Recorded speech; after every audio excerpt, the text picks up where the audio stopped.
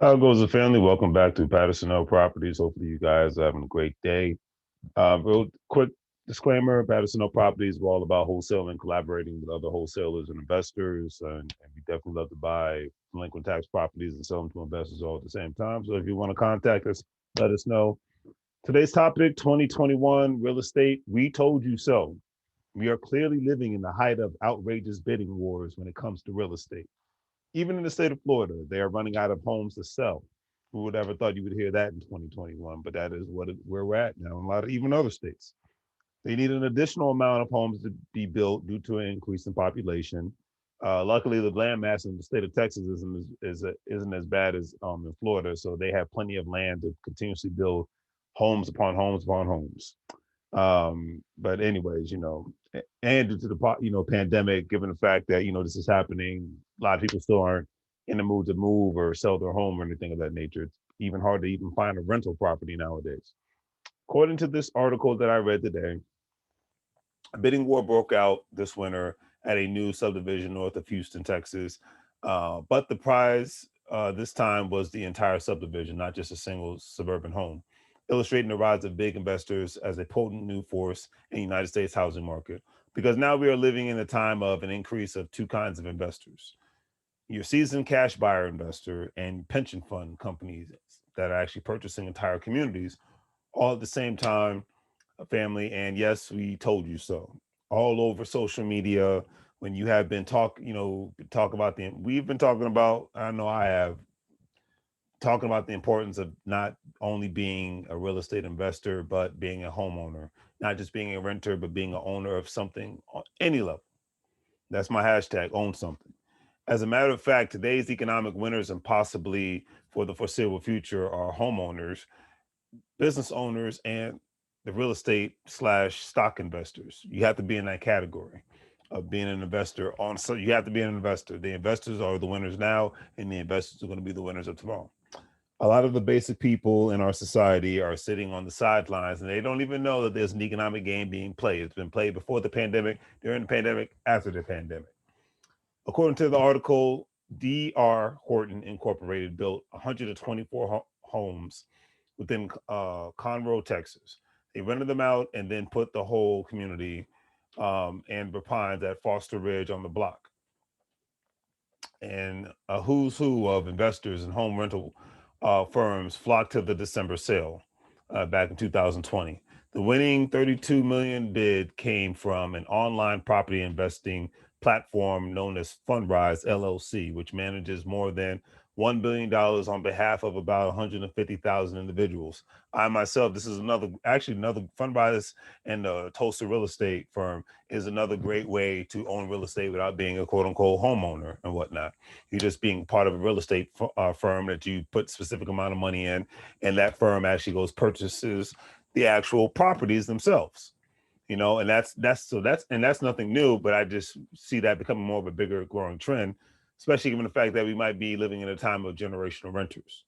The article also stated that from individuals with smartphones and a few $1,000s to pensions and private equity firms with billions, yield chasing investors are snapping up single family homes to rent out or flip. They are competing for houses with ordinary Americans who are armed with the cheapest mortgages financing ever, period. And that is very true with interest rates being where they're at right now and driving up home prices all at the same time. It's the battle of the bulge when it comes to finding real estate in any market nowadays in the United States, unless it's like some one horse town that you don't have an increase of people moving to, and you possibly have a dying population of people, because that's just inevitable. We live and we die. You have regular working people with cheap loans, and that actually competing with billion-dollar firms who purchase properties but never move in. That's another thing. And that was happening in New York before the pandemic. You had a lot of ghost apartments, and you even have ghost parts of New York City. It's hard to believe because you've had so many people just leave. They've sold their properties. They can't rent their properties. You've had a lot of people just leave the city, and you've seen ghost towns pop up in parts of New York City. And I see that happening in other cities that people don't want to live in anymore because the pandemic has taught people, hey, I want to live the life I want to live. I don't want to live on someone else's terms. I want to live on my terms. The article also stated that limited housing supply, low interest rates, a global reach for yield, and what we're calling the institutionalization of real estate investors has set the stage for another speculative, investor driven home prices bubble, the firm concluded. In my personal opinion, I think that all over the United States, especially in the most expensive areas within the United States, we are on the path of seeing an increase in generational renters, unless there's an increase in city and county and state and federal first time home buyers programs. Kind of programs is basically, it's like, they cater to people that had decent or reasonable credit, but there's like, okay, no money down. All you have to do is pay the closing costs. So, that's and if you can afford, obviously, to make sure that you can afford the monthly mortgage payments, majority of the time in certain instances, mortgage payments, especially with the way that the interest rates are at right now, they're going to be lower than what people are paying in rent. So, unless you see an increase in that in a lot of other areas, if you even see the increase in that with HUD, you know what I mean?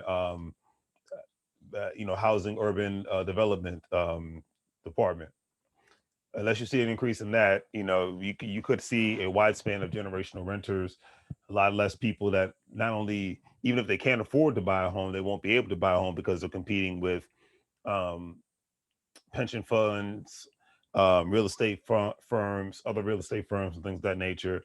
Is there a total astronomical increase in this right now? No. Could there be? Potentially.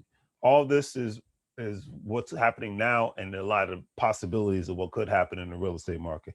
The reason why I'm naming this is that we told you so, because at the end of the day, and I said this on my other channel today, the owners are the winners. The people that just want to play the game from a basic standpoint are going to be the ones that, unfortunately, are going to be the ones that might lose. It's just what it is. The economy is already based on winners and losers. You're going to have, situations to where the people that just want to be generational renters and just have a job are going to be the losers, and the people that own the businesses and own the investments from real estate to stocks to whatever, to cryptocurrency to whatever, they're going to be the winners. So you got to ask yourself the question, which category do you want to be in? Not trying to call names or cast aspersions with anybody, how the lives are, because everybody's situations are different. I totally understand that. But the reason why we say we told you so, because mark my words, 5 to 10 years from now, cities like Dallas, Orlando, Tampa, Houston, Austin, San Antonio are going to be considered very expensive cities. Okay, you already, so that I'm just from a real estate perspective, they're going to be considered very expensive cities, not because of the tax base, but because of the demand, and especially lack of supply will increase prices. We're seeing it now before our very eyes. I'm not making this stuff up. This is just what it is. Okay, and then for regular working people that only have a job to depend on, they're going to get priced out. They have to get pushed further away from the cities. All right, the main reason why you still have a lot of people that have been in places like LA, Seattle, Portland, New York, Newark, Philadelphia, DC, areas like that. I'm just calling out the, San Diego. I'm calling out the most expensive parts of the United States, of continental United States of America, is because of people owning two things: homes and businesses. Homes and businesses. So when the people leave these specific areas and like it's too expensive, the ones that are staying and like, well, hey, I've had this house in my family's generation for X amount of years, or hey, my business is doing well, or my investments are doing well. So hey, why would I leave? You know what I mean? That's just something to take into consideration. And a lot of times people get tired of living in a place and they just say, hey, let me try something different. So I get it. So those that are moving down south, if you're going to be basic, meaning you're just going to have a job and you're not in the business of trying to own a home or be an investor on any level, newsflash family, 5 or 10 years from now, you could be in the loser category. Hate to put it that way, just speaking from the heart.